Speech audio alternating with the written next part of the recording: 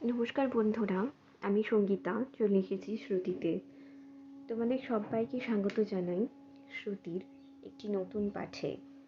আজ থাকছে সুবোধ ঘোষের ছোট গল্প বহুরূপী। গল্পটি সুবোধ ঘোষের গল্প সমগ্র গ্রন্থের তৃতীয় খণ্ড থেকে সংকলিত। চলো শুরু করা যাক আজকের পাঠ বহুরূপী।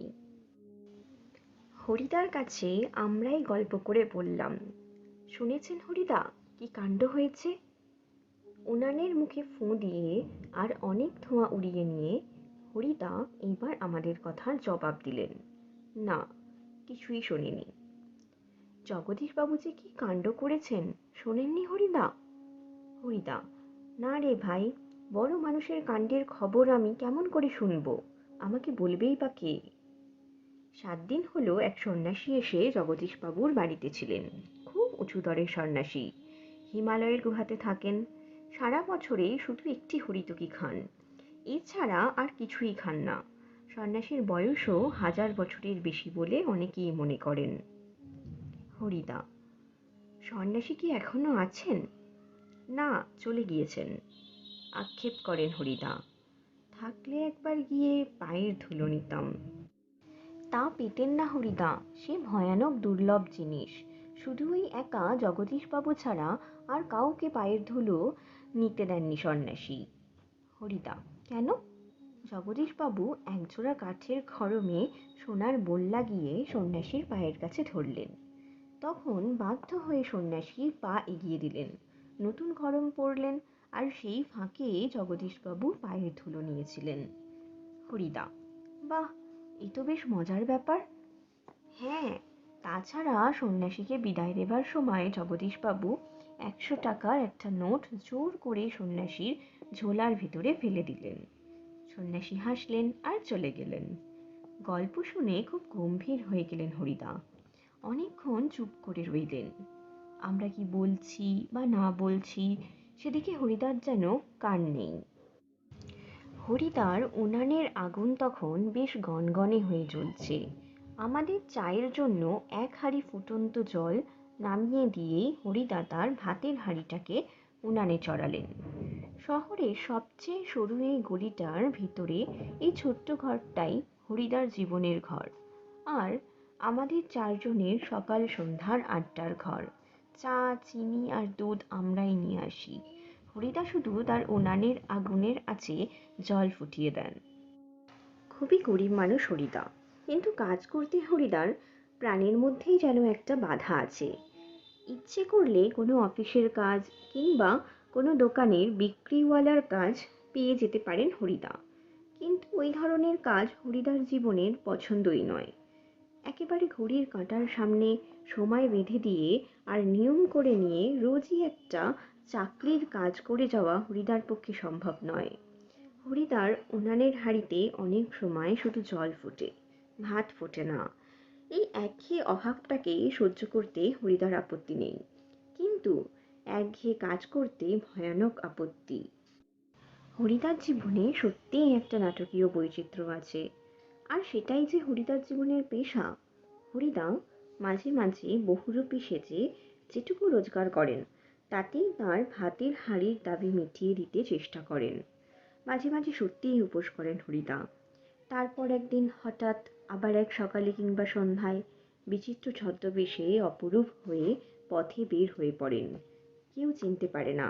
যারা চিনতে পারে 1 আনা 2 আনা বকশিশ দেয়। যারা চিনতে পারে না তারা হয় কিছুই দেয় না, কিংবা বিরক্ত হয়ে 2-1 পয়সা দিয়ে দেয়। একদিন চকের বাসস্ট্যান্ডের কাছে ঠিক দুপুরবেলাতে একটা আতঙ্কের হল্লা বেজে উঠেছিল। একটা উন্মাদ পাগল, তার মুখ থেকে লালা ঝরে পড়ছে, চোখ দুটো কটকটে লাল, তার কোমরে একটা ছেঁড়া কম্বল জড়ানো, গলায় টিনের কৌটোর একটা মালা। পাগলটা একটা ঠান ইট হাতে তুলে নিয়ে বাসের উপরে বসা যাত্রীদের দিকে তেড়ে যাচ্ছে। চেঁচিয়ে উঠছে যাত্রীরা, 2-1 পয়সাও ফেলে দিচ্ছে। একটু পরেই বাসের ড্রাইভার কাশীনাথ ধমক দেয়, খুব হয়েছে হরি, এবার সরে পড়ো, অন্যদিকে যাও। অ্যাঁ, ওটা কি একটা বহুরূপী? বাসের যাত্রীরা কেউ হাসে, কেউ বা বেশ বিরক্ত হয়, কেউ আবার বেশ বিস্মিত। সত্যি খুব চমৎকার পাগল সাজতে পেরেছে তো লোকটা। হরিদার জীবন এইরকম বহু রূপের খেলা দেখিয়েই একরকম চলে যাচ্ছে। এই শহরের জীবনে মাঝে মাঝে বেশ চমৎকার ঘটনা সৃষ্টি করেন বহুরূপী হরিদা। সন্ধ্যার আলো সবেমাত্র জ্বলেছে, দোকানে দোকানে লোকজনের ব্যস্ততা আর মুখরতাও জমে উঠেছে। হঠাৎ পথের উপর দিয়ে ঘুঙুরের মিষ্টি শব্দ রুমঝুম করে বেজে বেজে চলে যেতে থাকে। এক রূপসী বাইজি প্রায় নাচতে নাচতে চলে যাচ্ছে। শহরে যারা নতুন এসেছে তারা দুই চোখ বড় করে তাকিয়ে থাকে, কিন্তু দোকানদার হেসে ফেলে। হরির কাণ্ড! অ্যাঁ, এটা একটা বহুরূপী নাকি? কারো কারোর মুখ চোখের মোহভঙ্গ হয়, আর যেন বেশ একটু হতাশ স্বরে প্রশ্ন করে ওঠে।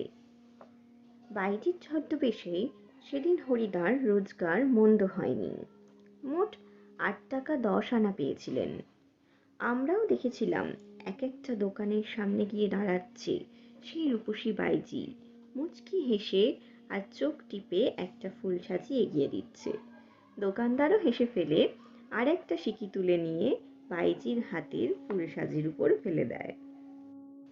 কোনোদিন বাউল, কোনোদিন কাপালিক, কখনো বোঁচকা কাঁধে বুড়ো কাবুলিওয়ালা, কখনো হ্যাট কোন্ড প্যান্টুলুন পরা ফিরিঙ্গি কেরামিন সাহেব। একবার পুলিশ সেজে দয়ালবাবুর লিচু বাগানের ভিতরে দাঁড়িয়েছিলেন হরিদা। স্কুলের 4টে ছেলেকে ধরেছিলেন। ভয়ে কেঁদে ফেলেছিল ছেলেগুলো, আর স্কুলের মাস্টার এসে সেই নকল পুলিশের কাছে ক্ষমা চেয়েছিলেন, এবারের মতো মাফ করে দিন ওদের। কিন্তু 8 আনা ঘুষ নিয়ে তারপর মাস্টারের অনুরোধ রক্ষা করেছিলেন সেই নকল পুলিশ হরিদা। পরদিন অবশ্য স্কুলের মাস্টার মশাইয়ের জানতে বাকি থাকেনি কাকে তিনি 8 আনা ঘুষ দিয়েছেন। কিন্তু মাস্টার মশাই একটুও রাগ করেননি, বরং একটু তারিফই করলেন। বাহ, সত্যি খুব চমৎকার পুলিশ সেজেছিল হরি। আজ এখন কিন্তু আমরা ঠিক বুঝতে পারছি না হরিদা এত গম্ভীর হয়ে কি ভাবছেন। সন্ন্যাসীর গল্পটা শুনে কি হরিদার মাথার মধ্যে নতুন কোনো মতলব ছটপট করে উঠেছে? ঠিকই, আমাদের সন্দেহ মিথ্যে নয়। হরিদা বললেন, আজ তোমাদের একটা চপর খেলা দেখাবো। আমাদের দেখিয়ে আপনার লাভ কি হরিদা? আমাদের কাছ থেকে একটা সিগারেটের চেয়ে বেশি কিছু তো পাবেন না। হরিদা: না, ঠিক তোমাদের দেখাবো না। আমি বলছি তোমরা সেখানে থেকো, তাহলে দেখতে পাবে। কোথায়? হরিদা: আজ সন্ধ্যায় জগদীশবাবুর বাড়িতে। হঠাৎ জগদীশবাবুর বাড়িতে খেলা দেখাবার জন্যে আপনার এত উৎসাহ জেগে উঠল কেন? হরিদা হাসেন। মোটা মতন কিছু আদায় করে নেব। বুঝতেই তো পারছো, পুরো দিনটা রোগ ধরে ঘুরে বেরিয়েও 2-3 টাকার বেশি হয় না। একবার বাইজি সেজে অবশ্যই কিছু বেশি পাওয়া গিয়েছিল, কিন্তু ওতেই বা কি হবে? ঠিকই বলেছেন হরিদা। সপ্তাহে বড়জোর একটা দিন বহুরূপী সেজে পথে বের হন হরিদা, কিন্তু তাতে 7 দিনের পেট চলবার মতো রোজগার হয় না। হরিদা বলেন, না, এবার আর কাঙালের মতো হাত পেতে বকশিস নেওয়া নয়, এবার মারিত হাতি, লুঠিত ভাণ্ডার। একবারে যা ঝেলে নেব তাতে আমার সারা বছর চলে যাবে। কিন্তু সে কি করে সম্ভব? জগদীশবাবু ধনী মানুষ বটেন, কিন্তু বেশ কৃপণ মানুষ। হরিদাকে একটা যোগী, সন্ন্যাসী কিংবা বৈরাগী সাজতে দেখে কত আর খুশি হবেন জগদীশবাবু? আর খুশি হলেই বা কত আনা বকশিস দেবেন? 5 আনার বেশি তো নয়। হরিদা বলেন, তোমরা যদি দেখতে চাও তবে আজ ঠিক সন্ধ্যাতে জগদীশবাবুর বাড়িতে থেকো। আমরা বললাম থাকবো। আমাদের স্পোর্টের চাঁদা নেবার জন্যে আজ ঠিক সন্ধ্যাতেই জগদীশবাবুর কাছে যাব। বড় চমৎকার আজকে এই সন্ধ্যার চেহারা। আমাদের শহরের গায়ে কতদিন তো চাঁদের আলো পড়েছে, কিন্তু কোনোদিন তো আজকের মতো এমন একটা স্নিগ্ধ ও শান্ত উজ্জ্বলতা কখনো চারিদিকে এমন সুন্দর হয়ে ফুটে ওঠেনি। ফুরফুর করে বাতাস বইছে। জগদীশবাবুর বাড়ির বাগানের সব গাছের পাতাও ঝিরিঝিরি শব্দ করে কি যেন বলতে চাইছে। জগদীশবাবুর বাড়ির বারান্দাতে মস্ত বড় একটা আলো জ্বলছে, সেই আলোর কাছে একটা চেয়ারের ওপর বসে আছেন জগদীশবাবু। সাদা মাথা, সাদা দাড়ি, সৌম্য শান্ত ও জ্ঞানী মানুষ জগদীশবাবু। আমরা আমাদের স্পোর্টের চাঁদার খাতাটিকে জগদীশবাবুর হাতে তুলে দিয়ে দাঁড়িয়ে আছি। চমকে উঠলেন জগদীশবাবু। বারান্দার সিঁড়ির দিকে তাকিয়ে জগদীশবাবুর দুই বিস্মিত চোখ অপলক হয়ে গেল। আমরাও চমকে উঠেছি বৈকি, আশ্চর্য হয়েছি, একটু ভয়ও পেয়েছি। কারণ সত্যি যে বিশ্বাস করতে পারছি না, সিঁড়ির কাছে এসে যে দাঁড়িয়েছে সে কি সত্যিই হরিদা? ও চেহারা কি সত্যিই কোনো বহুরূপীর হতে পারে? জটাজুটধারী কোনো সন্ন্যাসী নয়, হাতে কমণ্ডলু নেই, চিমটে নেই, মৃগচর্মের আসনও সঙ্গে নেই, গৈরিক সাজও নেই। আদুর্গা, তার উপর একটি ধবধবে সাদা উত্তরীয়, পরনে ছোট বহরের একটি সাদা থান, মাথায় ফুরফুর করে উড়ছে শুকনো সাদা চুল, ধুলোমাখা পা, হাতে একটা ঝোলা, সেই ঝোলার ভেতরে শুধু একটাই বই, গীতা। গীতা বের করে কি যেন দেখলেন এই আগন্তুক, তারপর নিজের মনেই হাসলেন। আগন্তুক এই মানুষটি যেন এই জগতের সীমার ওপার থেকে হেঁটে হেঁটে চলে এসেছেন। শীর্ণ শরীরটাকে প্রায় অশরীরী একটা চেহারা বলে মনে হয়। কি অদ্ভুত উদাত্ত, শান্ত ও উজ্জ্বল একটা দৃষ্টি এই আগন্তুকের চোখ থেকে ঝরে পড়ছে। উঠে দাঁড়ালেন জগদীশবাবু। আসুন। আগন্তুক হাসেন। আপনি কি ভগবানের চেয়েও বড়? জগদীশবাবু কিছু ভেবে বলেন, কেন? কেন আপনি এই কথা বলছেন মহারাজ? আমি মহারাজ নই, আমি এই সৃষ্টির মধ্যে এক কণা ধুলি। কিন্তু আপনি বোধহয় 11 লক্ষ টাকার সম্পত্তির অহংকারে নিজেকে ভগবানের চেয়েও বড় বলে মনে করেন, তাই ওখানেই দাঁড়িয়ে আছেন, নেমে আসতে পারছেন না। সেই মুহূর্তেই সিঁড়ি ধরে নেমে যান জগদীশবাবু। আমার অপরাধ হয়েছে, আপনি রাগ করবেন না। আগন্তুক আবার হাসেন। আমি বিরাগী, রাগ নামে কোনো রিপু আমার নেই। ছিল একদিন, সেটা পূর্বজন্মের কথা। জগদীশবাবু, বলুন এখন আপনাকে কিভাবে সেবা করব? বিরাগী বলেন, ঠান্ডা জল চাই, আর কিছু চাই না। ঠান্ডা জল খেয়ে নিয়ে হাত ছাড়েন বিরাগী। এদিকে ভবতোষ আমার কানের কাছে ফিসফিস করে, না না, হরিদা নয়, হতেই পারে না, অসম্ভব, হরিদার গলার স্বর এরকমেরই নয়। বিরাগী বলেন, পরম সুখ কাকে বলে জানেন? সব সুখের বন্ধন থেকে মুক্ত হয়ে যাওয়া। ভবতোষের কানের কাছে মুখ এগিয়ে নিয়ে অনাদি বলে, শুনছো তো? এসব ভাষা কি হরিদার মুখের ভাষা হতে পারে? জগদীশবাবু ততক্ষণে সিঁড়ির উপরে বসে পড়েছেন। বোধ হয় বিরাগীর পা স্পর্শ করবার জন্যে তার হাত দুটো ছটপট করতে শুরু করেছে। জগদীশবাবু বলেন, আমার এখানে কয়েকটা দিন থাকুন বিরাগীজি, আপনার কাছে এটা আমার প্রাণের অনুরোধ। দুই হাত জোর করে বিরাগীর মুখের দিকে তাকিয়ে থাকেন জগদীশবাবু। বিরাগী হাসেন। বাইরের খোলা আকাশ থাকতে আর ধরিত্রীর মাটিতে স্থান থাকতে আমি এক বিষয়ীর দালান বাড়ির ঘরে থাকবো কেন, বলতে পারেন? বিরাগীজি, জগদীশবাবুর গলার স্বরের আবেদন করুণ হয়ে ছলছল করে। বিরাগী বলেন, না, আপনার এখানে জল খেয়েছি, এই যথেষ্ট।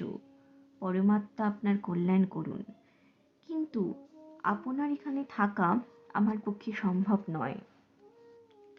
জগদীশবাবু, তবে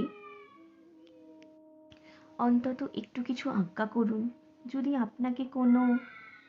বিরাগী, না না, আমি যার কাছে পড়ে আছি তিনি আপনার চেয়ে কিছু কম নয়, কাজেই আপনার কাছে আমার তো কিছু চাইবার দরকার হয় না। জগদীশবাবু, তবে কিছু উপদেশ শুনিয়ে যান বিরাগীজি, নইলে আমি শান্তি পাব না। বিরাগী, ধন জন যৌবন কিছুই নয় জগদীশবাবু, ওসব হলো সুন্দর সুন্দর এক একটি বঞ্চনা। মন প্রাণের সব আকাঙ্ক্ষা নিয়ে শুধু সেই একজনের আপন হতে চেষ্টা করুন, যাকে পেলে এই সৃষ্টির সব ঐশ্বর্য পাওয়া হয়ে যায়। আচ্ছা, আমি চলি। জগদীশবাবু বলেন, আপনি একটা মিনিট থাকুন বিরাগীজি। সিঁড়ির উপরে অচঞ্চল হয়ে একটা মিনিট দাঁড়িয়ে রইলেন বিরাগী। আজকে চাঁদের আলোর চেয়েও স্নিগ্ধ হয়ে এক জ্যোৎস্না যেন বিরাগীর চোখ থেকে ঝরে পড়ছে। ভবতোষ ফিস ফিস করে, না না, ওই চোখ কি হরিদার চোখ হতে পারে? অসম্ভব। জগদীশবাবুর হাতে একটা থলি, থলির ভিতরে নোটের তাড়া। বিরাগীর পায়ের কাছে থলিটাকে রেখে দিয়ে ব্যাকুল স্বরে প্রার্থনা করেন জগদীশবাবু। এই প্রণামী, এই সামান্য 100 টাকা গ্রহণ করে আমাকে শান্তি দান করুন বিরাগীজি। আপনার তীর্থ ভ্রমণের জন্য এই টাকা আমি দিলাম। বিরাগী হাসেন। আমার বুকের ভিতরেই যে সব তীর্থ, ভ্রমণ করে দেখবার তো কোনো দরকার হয় না। জগদীশবাবু, আমার অনুরোধ বিরাগীজি। বিরাগী বলেন, আমি যেমন অনায়াসে ধুলো মারিয়ে চলে যেতে পারি, তেমনই অনায়াসে সোনাও মারিয়ে চলে যেতে পারি। বলতে বলতে সিঁড়ি থেকে নেমে গেলেন বিরাগী। 101 টাকার থলিটা সিঁড়ির উপরেই পড়ে রইল। সেদিকে ভুলেও একবার তাকালেন না বিরাগী। কি করছেন হরিদা? কি হলো? কই, আজ যে বলেছিলেন জবর খেলা দেখাবেন, সে কথা কি ভুলেই গেলেন?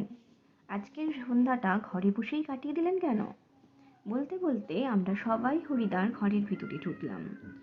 হরিদার উনানের আগুন তখন বেশ গনগনে হয়ে জ্বলছে। উনানের উপর হাঁড়িতে চাল ফুটছে, আর একটা বিড়ি ধরিয়ে নিয়ে হরিদা চুপ করে বসে আছেন। আমাদের দেখতে পেয়েই লজ্জিতভাবে হাসলেন। কি আশ্চর্য! চমকে উঠে ভবতোষ। হরিদা, আপনি তাহলে সত্যিই বের হয়েছিলেন? আপনিই বিরাগী? হরিদা হাসেন। হ্যাঁ রে ভাই, ওই তো সেই সাদা উত্তরীয়টা পড়ে রয়েছে মাদুরের উপর, আর সেই ঝোলাটা, আর সেই গীতা। অনাদি বলে, এটা কি কাণ্ড করলেন হরিদা? জগদীশবাবু তো 500 টাকা সাধলেন, অথচ আপনি একেবারে খাঁটি সন্ন্যাসীর মতো সব তুচ্ছ করে সরে পড়লেন। হরিদা, কি করব বলো, ইচ্ছেই হলো না। শত হোক। ভবতোষ, কি? হরিদা, শত হোক একজন বিরাগী সন্ন্যাসী হয়ে টাকা ফাঁকা কি করে স্পর্শ করি বলো? তাতে যে আমার ঢং নষ্ট হয়ে যায়। কি অদ্ভুত কথা বললেন হরিদা। হরিদার এ কথার সঙ্গে তর্ক চলে না, আর বুঝতে অসুবিধে নেই। হরিদা জীবনের ভাতের হাঁড়ি মাঝে মাঝে শুধু জল ফুটেই সারা হবে। অদৃষ্ট কখনো হরিদার এই ভুল ক্ষমা করবে না। অনাদি বলে, কিন্তু আপনি কি জগদীশবাবুর কাছে গিয়ে আর কখনো? চেঁচিয়ে ওঠেন হরিদা। যাবই তো, না গিয়ে উপায় কি? গিয়ে অন্তত বকশিসটা তো দাবি করতেই হবে। বকশিস? চেঁচিয়ে ওঠে ভবতোষ। সেটা তো বড় জোর 8 আনা কিংবা 10 আনা। হরিদা বিড়ি মুখে দিয়ে লজ্জিতভাবে হাসেন। কি আর করা যাবে বলো, খাঁটি মানুষ তো নয়। এই বহুরূপীর জীবন, এর বেশি কি আশা করতে পারে?